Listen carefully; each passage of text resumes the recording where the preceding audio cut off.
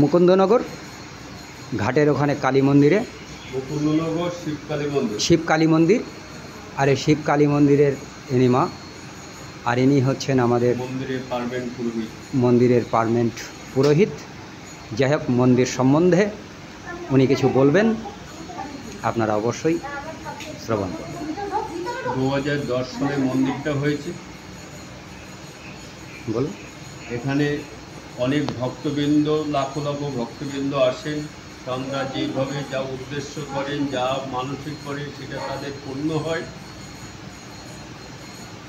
সেইভাবে করে তারা আসেন। এখানে গঙ্গার পাড় বা মন্দির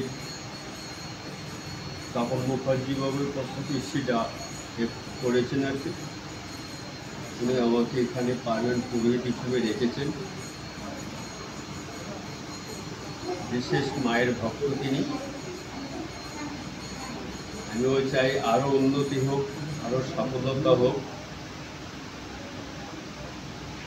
এইভাবে মানুষের প্রতি মান, কারোর চাকরি, কারোর ব্যবসা, কারোর বিভিন্নভাবে উন্নতি হচ্ছে, সন্তানাদি হচ্ছে এখানে।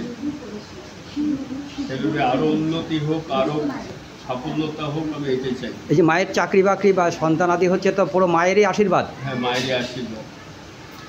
এখানে যারা যে অবস্থায় যে এই উদ্দেশ্য আছে, কিছুদিন আগে গত বছর শ্রাবণ মাসে একজন ঢিলবান্তে যে অসুচি অবস্থায় এখান থেকে বাদ দিয়ে যায়, তাকে সাপে দংশন করে, তো মারাও যায়। আর এখানে একটা শিব চুরি হয়েছিল।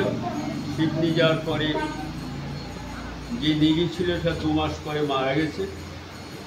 তার স্বামীকে স্বপ্ন দিয়েছে আমার মুকুন্দনগর ঘাটের মন্দিরে রেখে আছে।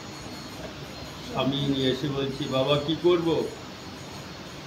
বলছে ওই মন্দিরের ওখানে রেখে যাও। এখানে খুব জাগৃত জায়গা, বহুত ভক্তবৃন্দ আসেন।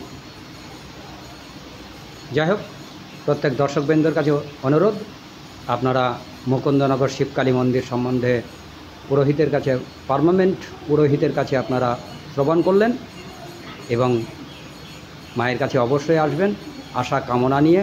মা কখনোই আশা কামনা থেকে কাউকে নিরাশ করেন না।